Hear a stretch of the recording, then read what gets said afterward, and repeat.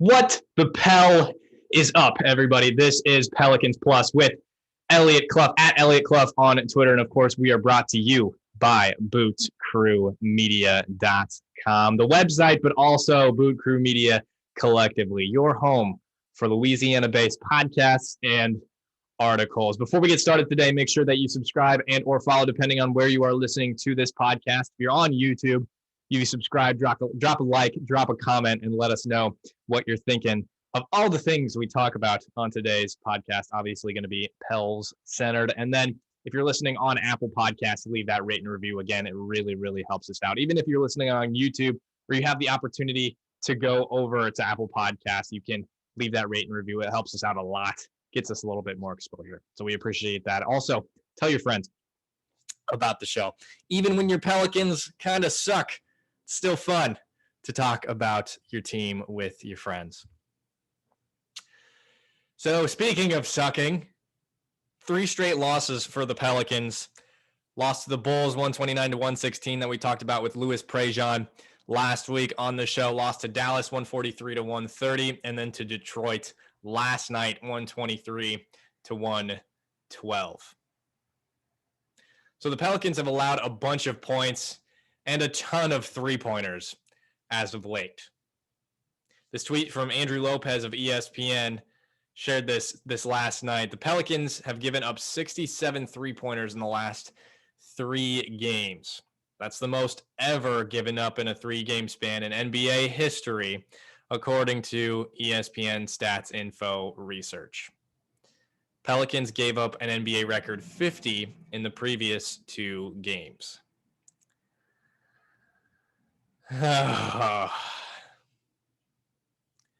So what this comes down to, Pelicans fans, apparently, according to Brandon Ingram, the team is still trying to learn their new defensive schemes, which is not necessarily the greatest thing to hear at this point in time, 24 games into the season. And I think it's fair for us to give them a bit of a break, considering the shortened season, the fact that they don't get much time in between games to practice, to learn a lot of things from the guy at the helm, Stan Van Gundy. And the fact that this offseason was so freaking short. They had to transition from Alvin Gentry, who was a completely different coach to the current regime in Stan Van Gundy. And, you know, we've talked about this a lot. I really hammered it home when we had Jamel McMillan on. He said it, that SVG had to tear everything down, all of it, everything down in order to be able to teach these guys what he wants them to learn, what he wants to instill into this defense.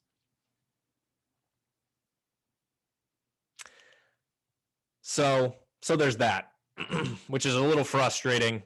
And you can blame the circumstances, you can blame the team, you can blame the coach, you can blame whatever you want to blame. But that is definitely part of the problem. Also, clear as day, it's the same as what it was during that 1-8 stretch that the Pelicans had, where they lost to the G League Timberwolves. Effort is definitely an issue with this team. What that's derived from, what that came from when it started, I don't know. I don't know if it's because of Stan Van Gundy. I don't know if it's because of the circumstances of being on the road all the time. But this is clear number 2, if not number 1. You know, you can put these in whatever order you want to, but effort is definitely an issue. We hear it after every freaking loss, where the Pelicans allow a bunch of points, if not just every loss in general, because usually when they lose, they allow a bunch of points, i.e. 143 to the Dallas Mavericks. Stan Van Gundy said, he talks about defensive intensity and effort in every single freaking media session post-loss. Every single one. And maybe he should articulate it a little differently, because it's getting pretty repetitive at this point, maybe even reductive, because there's more to it than defensive intensity and pride. There is. That's just that simple. It's just that simple. Apparently. Fine. Pride, intensity, yes. I mean, just give a damn about the game of basketball. Like, that's all fans are asking of this team, and they're not bringing it night in and night out. Run them off the line. Stop freaking over helping. And maybe effort and over helping are kind of it's a dichotomy almost, but the over helping is lack of basketball IQ. The lack of effort is just, I don't know if they're unrelated. I don't know what it is. I don't know what it is between those two, if there's a correlation or not. But they're bad. They're both bad. I think we can agree on that. And I titled this episode, number 26 here on Pelicans Plus, what is this team? Because prior to this 3-game stretch, these 3 losses in a row, I mean, Pelicans fans were feeling good. 4 straight wins over some pretty damn good teams. Suns, Memphis, the Pacers, Houston, and a win over the Bucks prior to that. Sure, they lost to the Kings and the Rockets before, or after that, excuse me. But, I mean, the win over the Bucks was good. And you take what you can get when you're a team like the Pelicans, sitting now at 11-15. I mean, in these embarrassing losses, the Pistons and the Timberwolves being the 2 worst losses, Detroit didn't have Blake Griffin. The Timberwolves didn't have D'Angelo Russell or Karl Anthony Towns. I mean, what is causing this lack of desire, this lack of want, intensity, the give a damn factor? It's just not there. I don't know where you get it. I don't know if you pull it from the ether.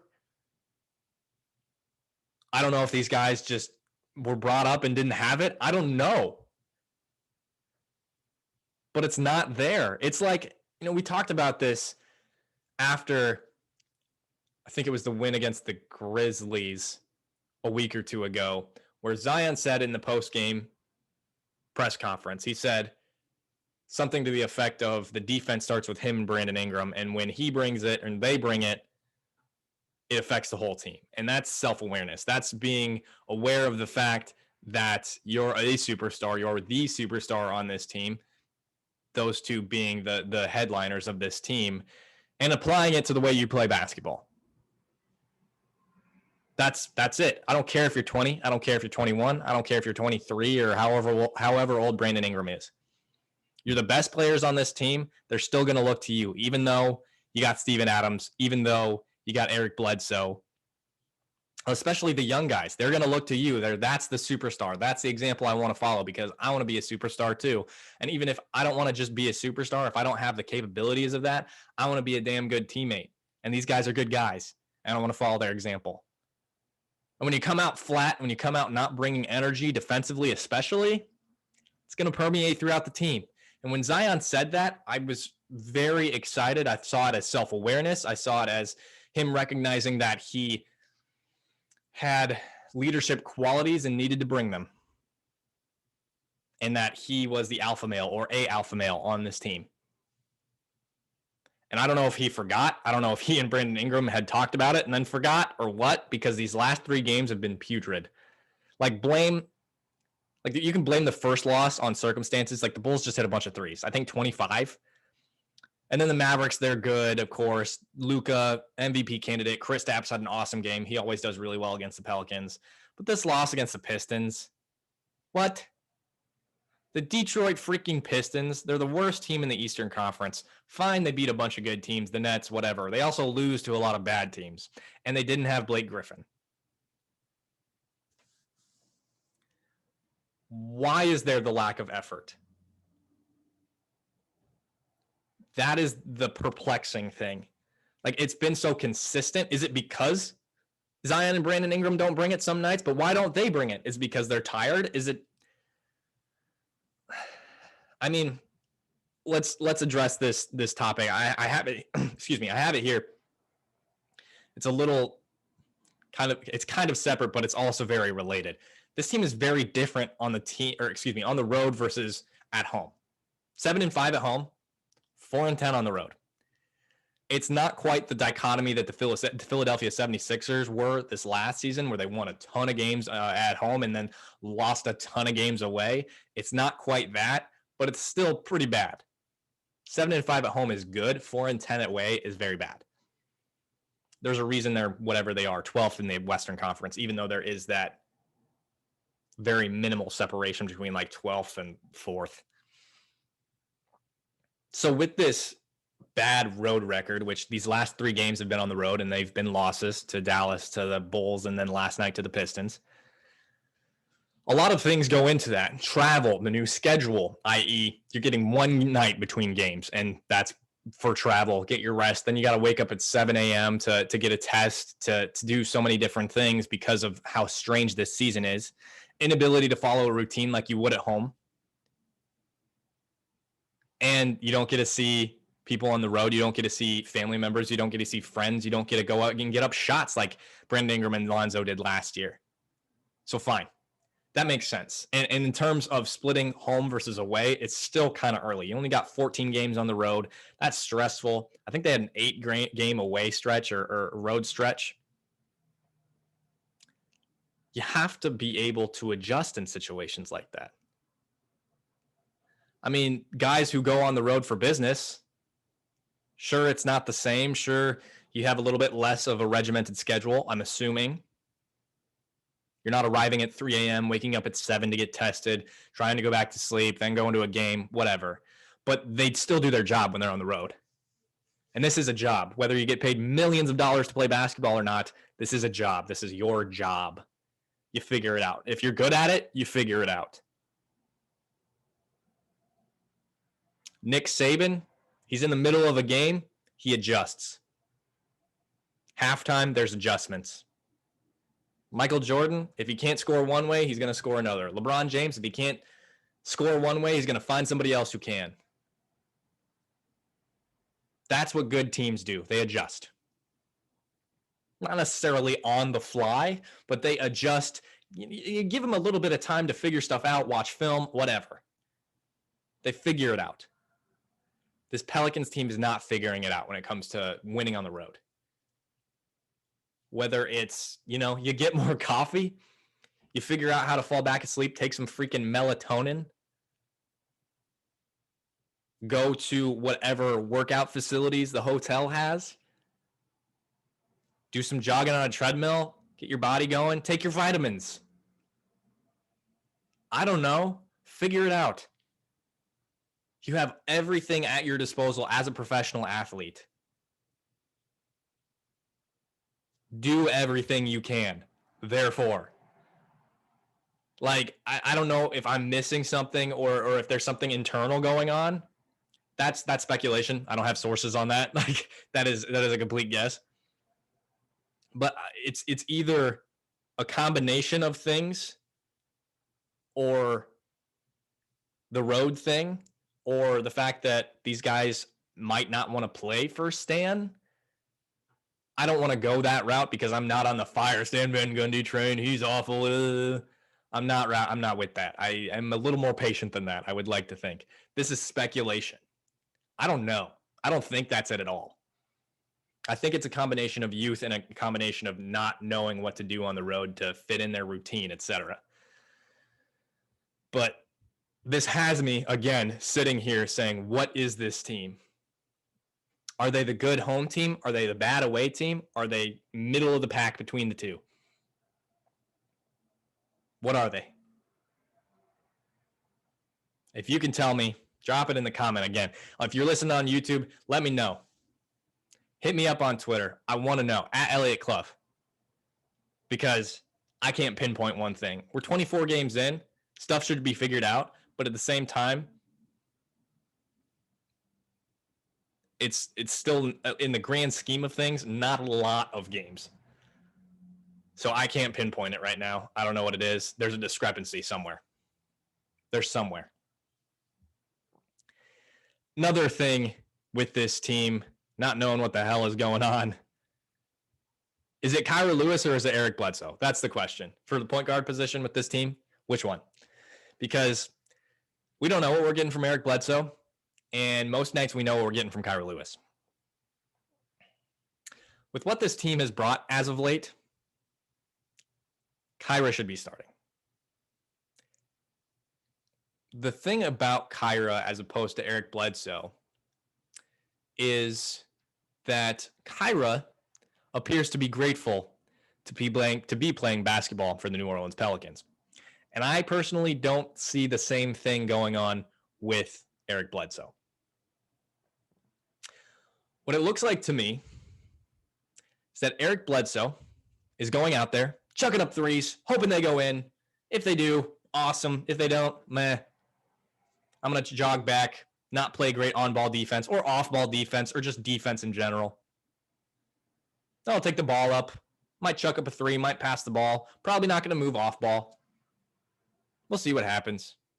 Come to the press conference, say, we're not doing this right, XYZ. Meh, meh, meh. Like Bled went from when the Pelicans acquired him, what I was thinking, what a lot of people were thinking was, there's our replacement for Drew Holiday. He's not Drew Holiday, but acquiring Steven Adams, getting some other pieces, he's our replacement kind of for Drew Holiday. He can guard on the perimeter. He can do his best to stop opposing point guards. Great. But he is not giving a damn defensively. And the idea of Bled when he was acquired has turned out to be better than the actual Eric Bledsoe. And we're getting to a point where it looks like George Hill may have been the better option. I haven't followed the Thunder, so maybe that's a stretch. I should probably look up his statistics right now. That would probably be a good idea. But from what we know of George Hill, it looks to me like he would have been a better option as opposed to Eric Bledsoe. And I'm looking at his page on Basketball Reference. Look up George Hill on Basketball Reference for those of you who are listening, watching, what have you. And look at his headshot. He looks miserable. He does not want to play for the Thunder at all. So this season, he's only played 14 games and started all those 14 games. He's averaging 11.8 points and shooting 38% from deep. And I hope that you couldn't hear that. What are those called? The things that push the snow out of the way? Whatever. One of them just went by, and that's what it's like living in Madison, Wisconsin. I think it's like -5 today. So those of you who are living in Louisiana and Texas that are watching this, be safe, but also be a little grateful because it is horrible here. It's been awful. I don't enjoy it. Anyway,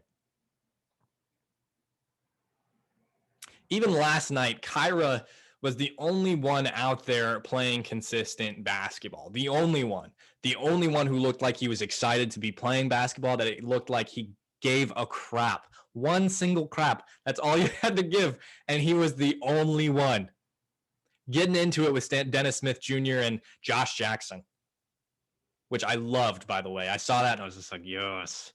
Nobody else is bringing that. What is the deal? The dude, I mean, and it's not like he's only bringing energy and that's it. Like, because if that was it, he'd be Nickeil Alexander-Walker. But he's contributing to the team right now. 10 points, 4 of 9 from the field, 4 steals, 2 assists last night. He's damn good. And at least SVG is giving him regular minutes now. Like prior to this current situation where the Pelicans are at, he wasn't giving him minutes even. And at least now Stan Van Gundy's recognizing that he's playing hard night in and night out. And he's like, I'm going to reward that kid. He's a good basketball player. He's earned it. Thank you, Stan Van Gundy, for finally doing that.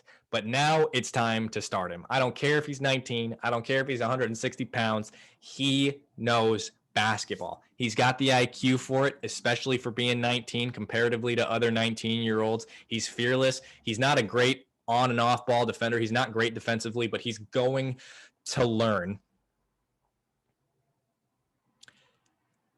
And the more he plays right now, the more he's going to learn. And he should be playing right now because he's better than Eric Bledsoe. Okay? He's also going to be better, if not already better than Saddiq Bey. Good Lord, give me a damn break. Saddiq Bey, there's a reason he wasn't taken in the draft lottery. There is a reason.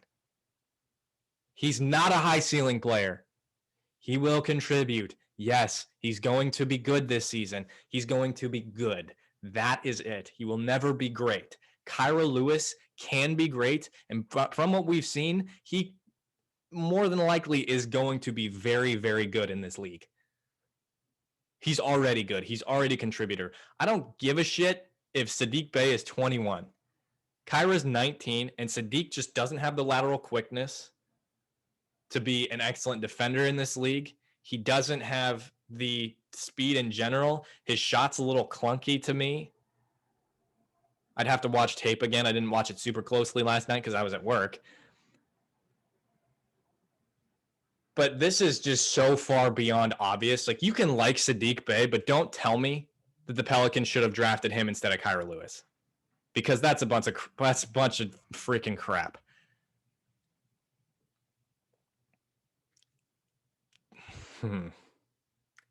In 2 years, Saddiq Bey people will be eating their words. The point of the lottery is to take players who are high value and high potential, not players like Saddiq Bey. Duh. Whew. If you can't tell, Pelicans fans, they got me a little heated. And now come to the point from last night's media session and the quote that I put out last night that gained a decent amount of attention. That being that Stan Van Gundy says that this team is full of high character guys. Went on a little bit of a rant about all the things they do right, all the things they're good at. But then he followed it up saying that he was concerned about their competitiveness. And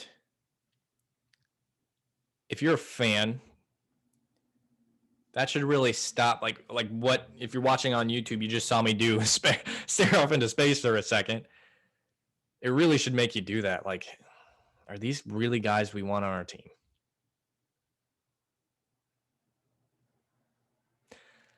And some of them, yeah, not going to be trading Brandon Ingram or Zion Williamson anytime soon. Yeah, nope. Or preferably Kira. Or maybe Steven Adams. I think I'd keep those four on more than likely a bit of a lockdown. Maybe less or so Steven Adams because of how Willie Hernan-Gomez has been playing, even though he didn't really quite bring it last night. But this quote right here is where you can transition from being the fire Stan Van Gundy, the fire David Griffin guy, and put the blame a little bit more on the players rather than the coaches. Because Stan Van Gundy's taken accountability for himself, but he's also said, look, we need it from our players too. And he's right. He's right.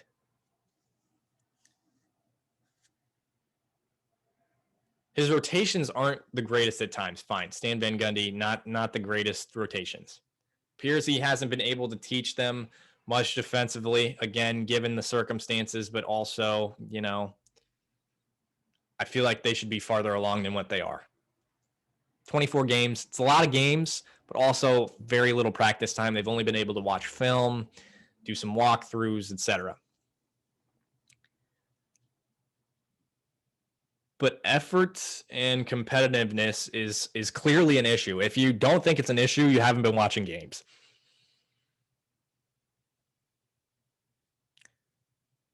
Whether this means he wants David Griffin to go out and get somebody else, or he's thinking, he mentioned he was talking about switching up the rotations even. I don't know whether this means they do go out and make a trade or do go out and get somebody. What it appears like is he wants a dog. What he thought Eric Bledsoe would be, what we thought Eric Bledsoe would be, He's a guy who's going to come in and be an asshole. That's the way we described it this offseason. We said, let's go get Marcus Morris. Let's go get Marcus Smart, somebody who's going to be a dick for this team. And they still don't have it. Again, the idea of Eric Bledsoe has turned out to be a hell of a lot better than actual Eric Bledsoe. And we were hoping that Steven Adams would bring a bit of that, but I'm sure he has to a degree, but it's just not in him. It's just not who he is. And whether this team switches it up via trade or what have you, it will probably be sooner rather than later, as the trade deadline is about 5 weeks away, probably closer to 6 weeks. And I think it's getting to a point. I mean, I said it last week, where we generally know what NBA teams are around 20 games. And with that said, the Pelicans are 11 and 15. And that's not good enough. You can score 40 points in the first quarter, but then you allow 30, and then you lose to the Detroit Pistons. That's not going to cut it. Losing to the Chicago Bulls, not going to cut it. Allowing 67 games in the 3-game stretch, 67 3-pointers in a 3-game stretch, not going to cut it. And so, as the trade deadline approaches, March 25th, it's going to have to be guys like JJ, Eric Bledsoe, and probably still Lonzo, because he is a restricted free agent this offseason. But JJ's he's not going to be able to bring anything for you defensively. He's just not. I love JJ so much, and it's so frustrating to see him not be able to bring it night in and night out, just like he used to. I mean, it's not like he was ever a defensive stalwart, but now he's 36, so it's that much worse. Lonzo is a good defender, and when he plays well, this team wins, but it's just the contract situation, and it's the lack of consistency. And Bledsoe, I mean, see you later, dude. Like, his value isn't going to be super high right now, probably not as high as it will be this offseason because of the way his contract is set up. I think he's going to be a free agent. I'd have to look it up, but I know I saw this from David Fisher, and that's a guy that I trust in terms of the way you look at contracts and how to trade players based on those contracts. David Fisher, obviously being of the Bird Rights. If you don't follow him on Twitter, you should. I think it's fish_TBW. But Bled looks like he has 1 year left guaranteed, $18.1 million. And then 2022, 2023, he has $3.9 million guaranteed. And I'm assuming the rest of it's incentives. I don't really know. But it's not a contract that would be easily traded, especially right now, because of the way that he's playing. I mean, he clearly does not. I mean, maybe he does, and I don't know. It doesn't look like he wants to be a part of the Pelicans. To me, it doesn't look like that. I mean, this dude, I think second team All NBA defense last year, got beat horribly on backdoors as of late. He's not guarding the ball well. He's not guarding on ball well. He's not guarding off ball well. He's chucking up. He's just not good. He's just like, he hasn't been good. 1 of 9 last night. And I think he had like 6 points. So he made a 3 and had some free throws or something like that. Only starter not to reach double figures. Kyra scored 10. So yeah, that's where we're at with Eric Bledsoe. And the one really disappointing thing out of everything, like a lot of it's disappointing. Defensive identity, which we'll talk about here in a second too, is disappointing. But Brandon Ingram on the defensive end has been pretty upsetting these last few games. I mean, and even in terms of leadership, we thought Brandon Ingram was going to be the leader, and I'd still like to say he is. I'd like to think he is. He at least started off in that role. I mean, before the first game, he pulled everybody together, said, look, guys, let's do whatever. I don't know what he said verbatim. But he pulled the guys together, and that looked like leadership to me. He's leading the charge defensively. He had some awesome rotations. I can see it in my mind, his rotation onto Domantas Sabonis when he just bodied him under the basket, denied the ball. And we just haven't seen that desire or intensity. I mean, he's said a lot about wanting to get back to the playoffs and we want to win and et cetera, but your actions got to line up with your words, man. Like, it's so cliche, but it's so true. Like, if you bring that intensity and you lose, fine. Like, you did all you could, but if you're not doing it, you're getting beat back door. I mean, he said last night that he doesn't believe that they fully understand the team's defensive scheme. Like, are you sure you're watching film all the time then? Are you sure you're really doing everything you can to be better? Because if you're the team star and team leader, then what are you doing to learn the team's defense? 24 games in, man. I mean, the scoring output is still there, but it's become hard again. They have to just do everything to the nth degree offensively to score. And I mean, they're scoring 112, 120 points and losing. Like, how disheartening is that?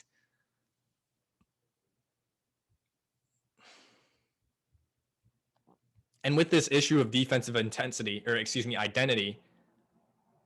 yes, they haven't had a bunch of time or opportunity to instill it. It's been watching film and doing a lot of walkthroughs, like I've mentioned, but they just don't have the time like they do in what would be a normal season. Stan Van Gundy said that last night. And sure, yeah, fine. But good Lord, the overhelping is driving everybody nuts. Like, one person said it, and then it's just kind of trickled down through the rest of NBA Twitter or Pelicans Twitter. It's like, duh, stop overhelping. It's so simple. And it's pretty true.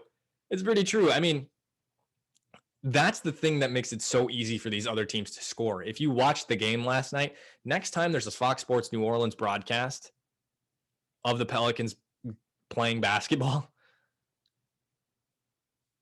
watch and pay attention. There's a replay of a defensive breakdown by the Pelicans.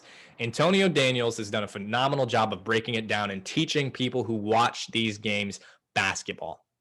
He's an awesome color guy, probably the best in local markets in the league, because he doesn't just describe. I mean, he breaks things down and he teaches people who are watching what's going on in actions. What are teams doing defensively to combat opponents' offense, and he does an awesome job of breaking it down. The amount of overhelping that's led to open threes is insane. Obviously, 67 through 3 games. That's a lot. Overhelping, big part of that problem. Lack of understanding of defense, big part of that problem. Opposing teams they're really just going small and spreading out the floor, and it's just too easy. Like, Steven Adams, Willie Hernangomez can only do so much. Zion's scoring so much offensively that he can only do so much defensively. Brandon Ingram, Kyra, these guys just apparently don't understand the defensive scheme. Like,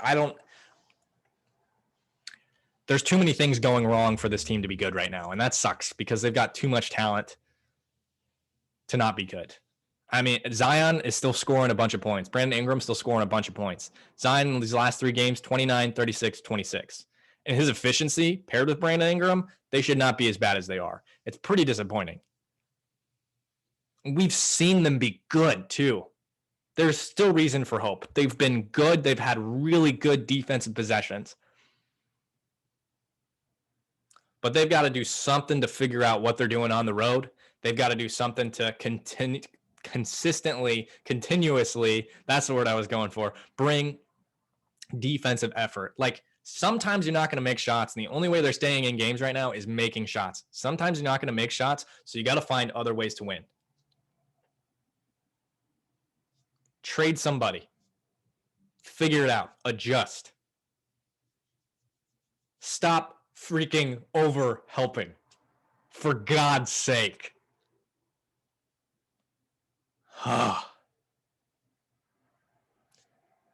Pelicans fans, thanks so much for tuning in today. I know we got this up a little bit later than normal. Typically like to get these out super early in the morning, but I got home from work at 12:30 last night, p.m. 8 a.m. Didn't want to wake up my roommates, so didn't want to be a dick. Thanks so much for tuning in today. Before you go, make sure to go check out bootcrewmedia.com. If you're watching on YouTube, subscribe, drop a like, drop a comment. Let us know what you're thinking of today's show and anything that was brought up. Also, subscribe or follow depending on where you're listening to this podcast. If you're on Apple Podcasts, leave a rate and review. That really helps us out. Just got to scroll to the bottom, hit 5 stars, and let us know what you're thinking of the show so far. Again, thanks so much for tuning in today. I am Elliot Clough, and this was Pelicans Plus.